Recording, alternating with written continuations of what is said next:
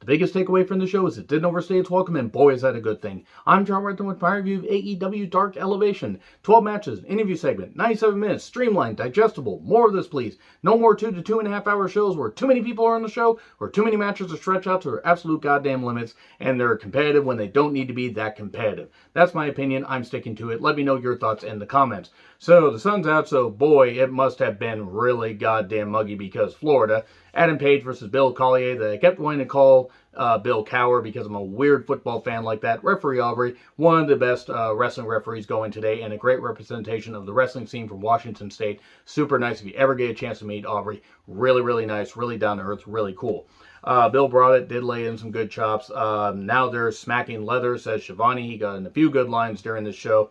Buckshot Lariat 1, 2, 3. There you go. Let's move on.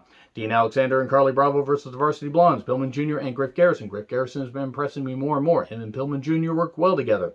And he's just grinding it in there, says Shivani. And then Paul White, and I keep wanting to call him the Big Show. I'm trying not to do that because, trying to get out of that. Even though he's been the Big Show for a really goddamn long time. But no more BS according to his shirt. He said, "Oh, I like that hair. Business in the front, party in the back." That is all mullet, says Shivani. That should be a shirt. That is all mullet. I don't know why, but it should be a shirt. Dropkick into a bomb, 1, 2, 3. And it was nice. I like how Pillman Jr. and Griff Garrison work well together. And I think Griff Garrison in a few years could be at least a fine mid-card, singles performer. But him and Pillman Jr.'s team, that works out fine now. Alex Gracia versus Britt Baker with Reba. The doctor will see you. Meow. Blood in the intro because, the death match, the lights out match that she had with Thunder Rosa. Terrific main event for the women. One of my favorite matches of the year, and I normally don't like hardcore deathmatch stuff, but guess what? That was really goddamn good. Thunder Rosa, one of my favorite wrestlers in the world, and I'm going to have high praise for that match when I talk about it on my end of the year list. So Britt basically runs Alex down and says, "Hey, I'm going to beat you. I'm an experienced deathmatch wrestler, but I know Greco-Roman and all that. Let me get down on all fours in front of you and give you the first shot." Wait, that sounded a lot less dirty in my head, but I'm going to roll with it. And Alex is like, "Oh, I'm going to do this." And then lockjaw. And then she says, "Reba, give me the glove." She tosses the glove in with the crutch and lockjaw for the victory. And I like it. Britt is going to be the one to beat Hikaru Shida for the AEW Women's Championship, as she should. I'm not Britt's biggest fan in the ring, but she has embraced this heel role and she's gotten better. And I think her winning would be the only right way to go. And then maybe you bring Thunder Rosa in, you have Thunder Rosa beat her for the championship in November or something. Because I don't know how long this whole thing with the NWA is going to work out, especially with the format they got going. I think that Thunder Rosa being in AEW would be the right call. She would boost the women's division quite a bit. But Britt being the champion for a good solid 6 months at least, and getting defenses and, just being a full-on bitch is the way to go.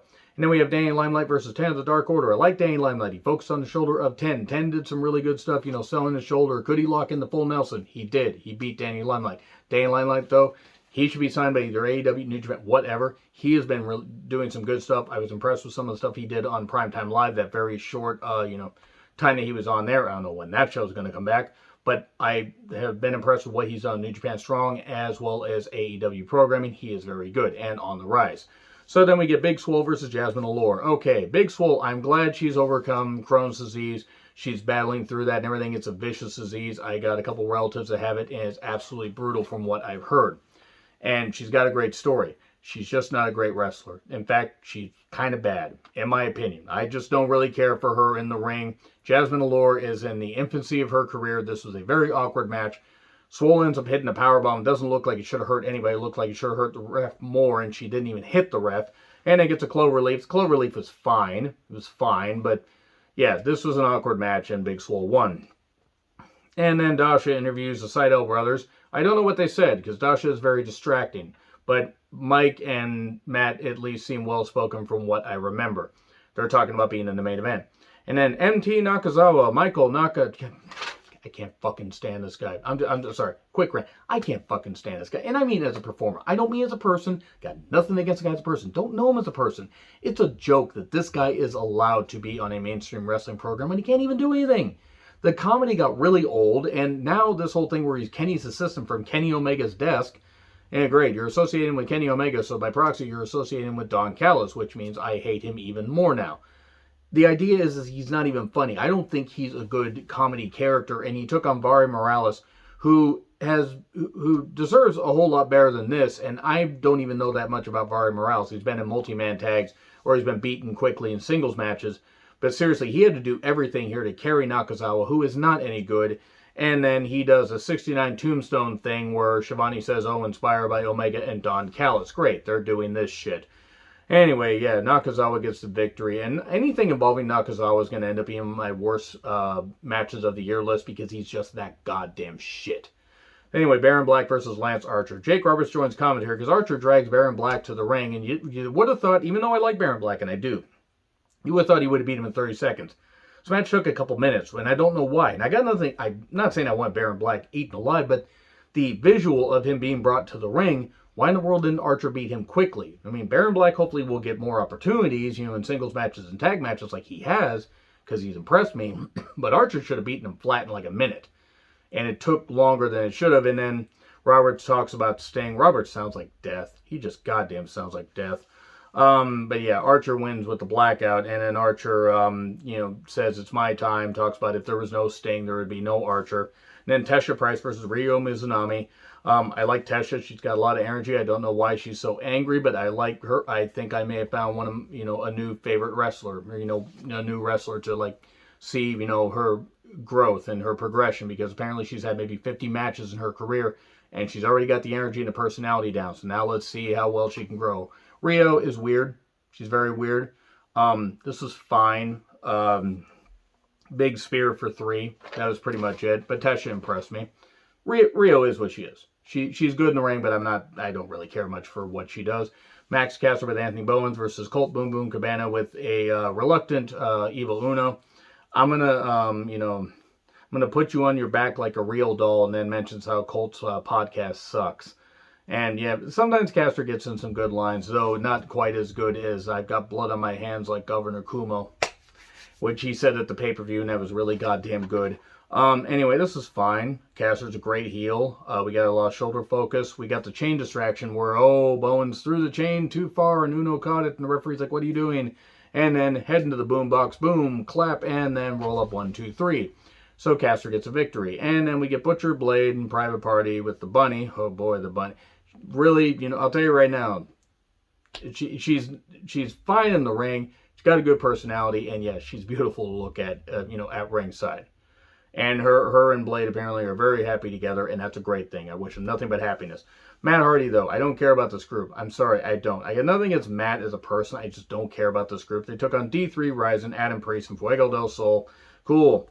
The full death bomb, 1, 2, 3, pins del Sol. Fine, whatever.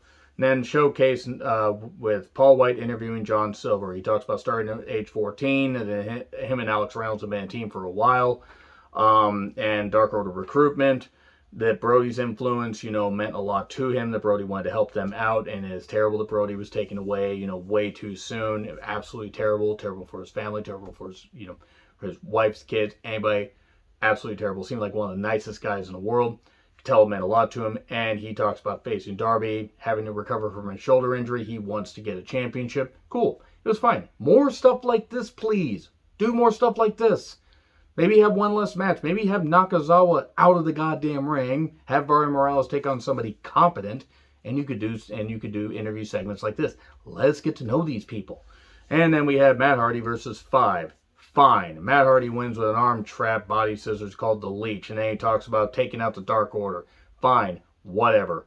Darby had the caucasity to, I don't know what that was, to say that, that Matt is, that, Matt's that Matt's this evil person and whatever. And that he wants a TNT championship.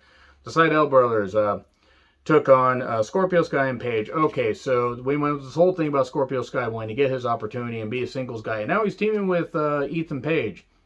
Fine, this seems like a pretty stupid idea. I'm nothing against Page and Scorpio, but congratulations, Scorpio. We gave you all that stuff to, become a singles wrestler, and now you're back in the tag team. Anyway, they beat Mike, with the ego's edge, whatever. Didn't really care.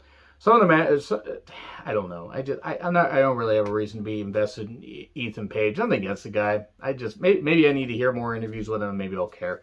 Anyway, agree, disagree, what I said, like, share, subscribe, Twitter handle in the description. I'm John Ritlin. I'll see you soon.